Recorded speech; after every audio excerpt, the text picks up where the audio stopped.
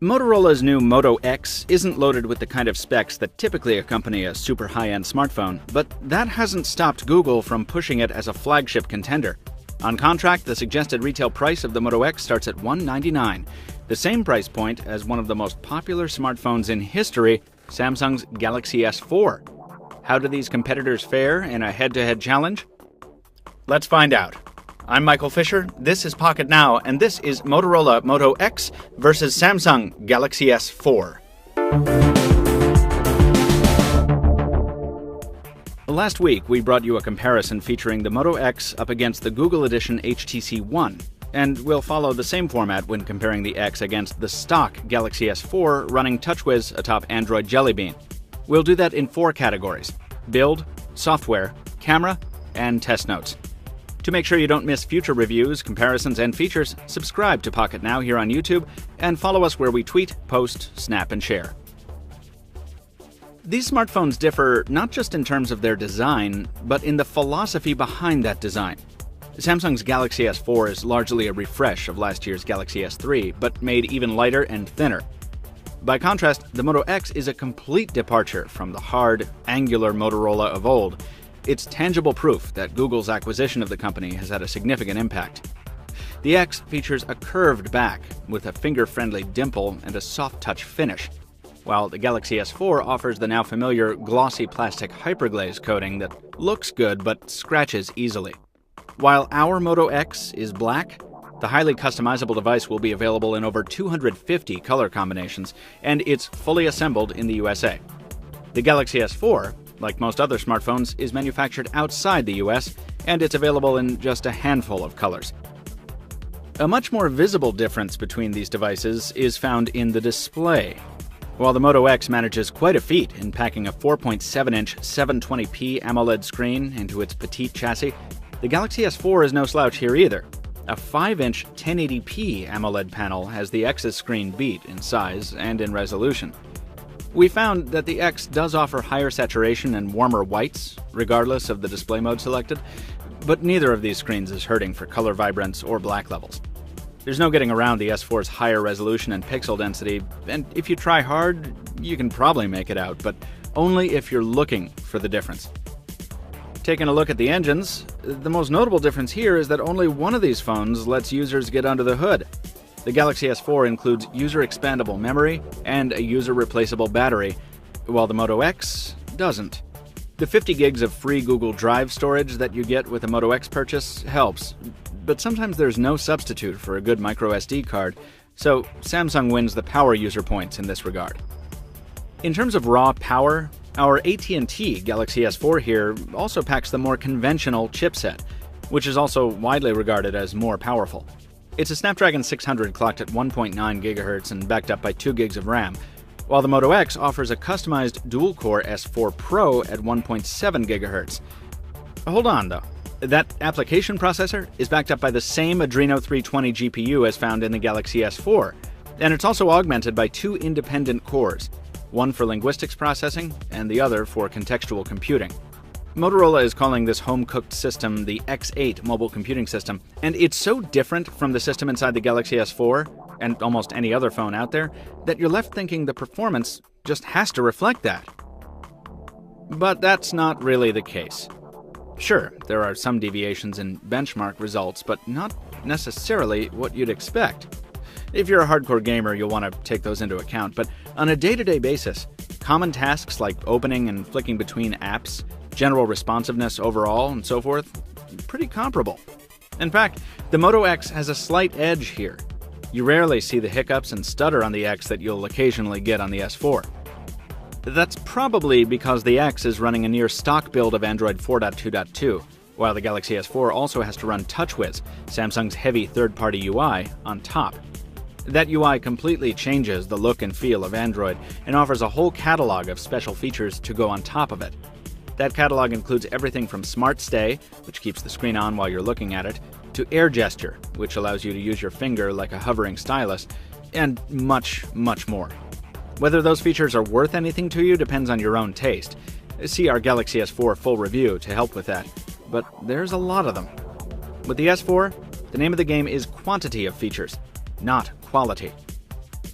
Now, Google and Motorola have opted for a completely different approach on the X, emphasizing just a few added features.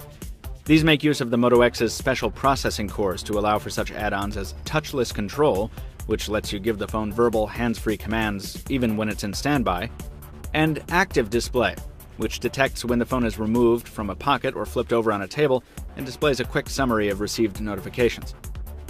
Each suite of features is meant to make its respective phone more useful and user-friendly, but we think Motorola gets closer to achieving that goal than Samsung does. The Moto X is not flawless in this regard. Some of its features could use some honing, as we mentioned in our full review, but we think it offers more value in its smaller, focused assortment of improvements than Samsung's shotgun approach does. In terms of the camera, the Moto X's viewfinder is brilliant and beautiful in its simplicity. A toggle wheel slides out from the left only when you need it, offering only the bare essentials for customization, and touch to capture and flick directly to gallery make the X's 10-megapixel camera as easy and usable as a Windows Phone shooter. By contrast, the viewfinder software controlling the Galaxy S4's 13-megapixel camera is pretty complex, with drop-down menus and sliding toolbars that take some getting used to. And there's no quick flick of the wrist to jump into the camera, as there is on the Moto X. But where the X's software shines, it's let down quite a bit by the hardware. With both cameras in 16:9 shooting modes, 10 megapixels for the Moto X and 9.6 megapixels for the Galaxy S4, the S4's shots are significantly better. Colors are brighter on the Galaxy's photos, and while sharpness is sometimes comparable between the two devices, when there is an edge, it belongs to Samsung. Adding HDR helps with the color to a degree on the X, but Samsung's photos still come out looking better. The Moto X does try its best to deliver a sharper low-light experience than the S4, and in normal automatic shooting modes it succeeds to a degree, but the amount of noise in the X's shots is almost absurd. While the S4 doesn't do much better in illuminating very dark scenes, at least it delivers clearer results. In camcorder mode, the Moto X brings some fairly good stabilization and audio to the game, but again, the colors are muted and dead, in contrast to the bright, vibrant tones of the Galaxy S4's shooter. Here's a few seconds of 1080p video from each. The Galaxy S4 video stabilization disabled at normal walking pace on a brightly lit day outside of Boston with a slight breeze. And we'll end this with a focus test using the typical iced coffee from Dunkin' Donuts.